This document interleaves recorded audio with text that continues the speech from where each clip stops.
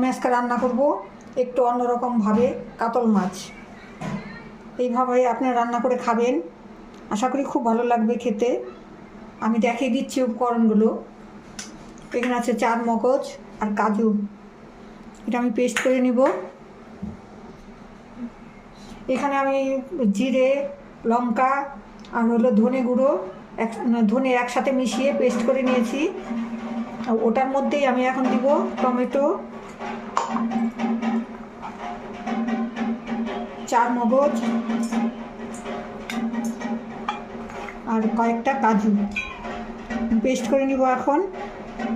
আর এখানে আছে দই, রান্নাটা দেখিয়ে দিব পরে, আমি এটা আগে পেস্ট করে নিয়ে নিই। পেস্ট করা হয়ে গেছে, এটা এখন ঢেলে নিব।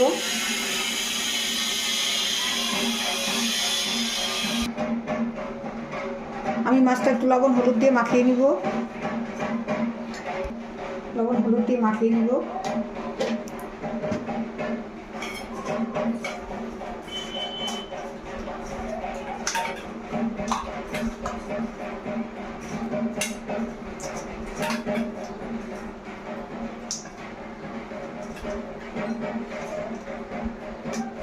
মাছগুলো ভেজে নিব হালকা করে।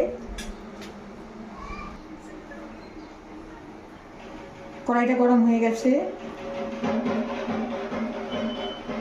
আমি এটা সরষের তেল দিয়ে রান্না করব।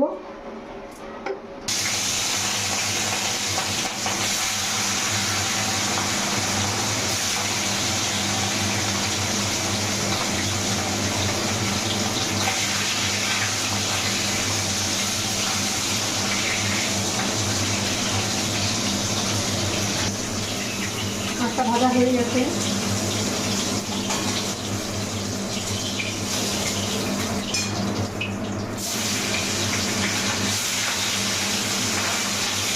ঠিক আছে।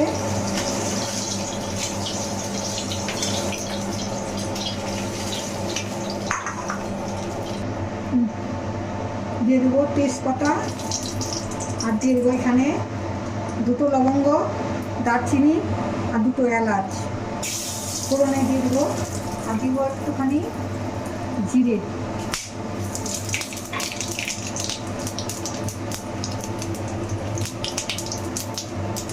আমি দিয়ে দিব এর মধ্যে মশলাগুলো। এখানে ধনে, লঙ্কা আর জিরে একসাথে বেটে রেখেছিলাম।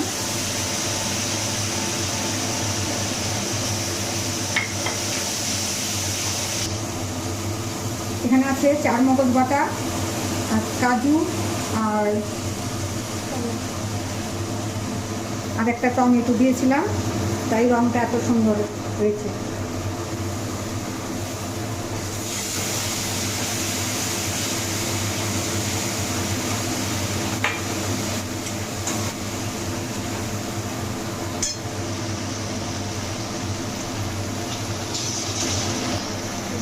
দিয়ে দিব লবণ স্বাদ মতো,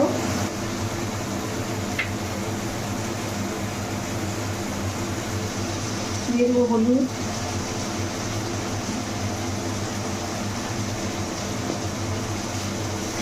আমি এর মধ্যে আর কোনো মশলা ব্যবহার করবো না, যেহেতু পাকা লঙ্কা বেটে দিয়েছি ওই জন্য কাশ্মীরি লঙ্কার গুঁড়ো ব্যবহার করবো না।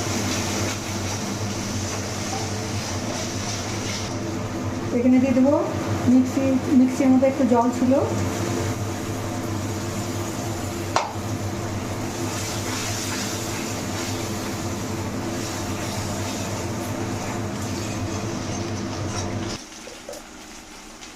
দিয়ে দেবো সামান্য একটু চিনি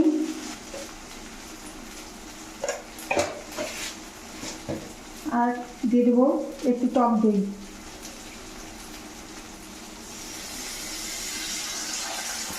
ভালো করে কষিয়ে নেব।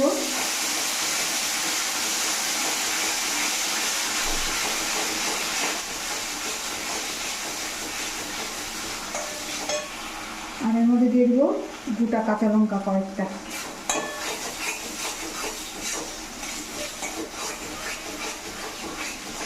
মশলাটা ভালো করে কষিয়ে নেব।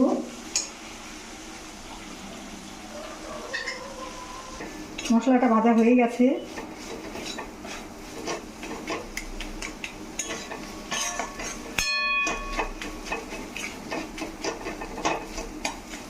তা নাহলে একটু ভালো করে ভাজা না হলে কাঁচা গন্ধ করবে।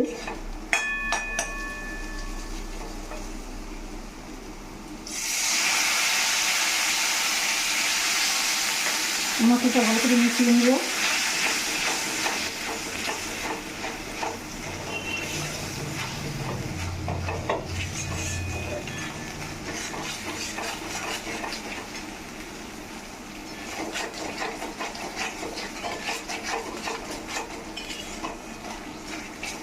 এখন এর মধ্যে জল দিয়ে দিব।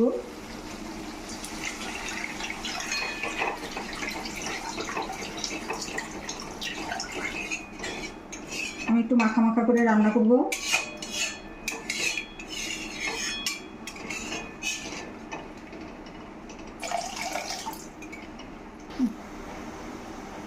ঝোলটা ফুটে গেছে, মাছ দিয়ে দিব। এইভাবে রান্না করে খেয়ে দেখবেন।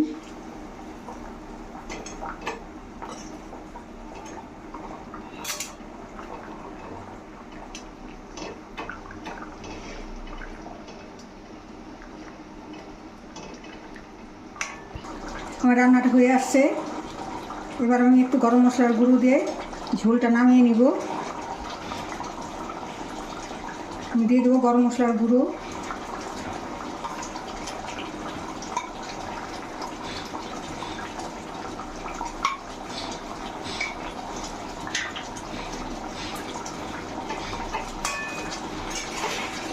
রান্নাটা হয়ে গেছে, নামিয়ে নিব।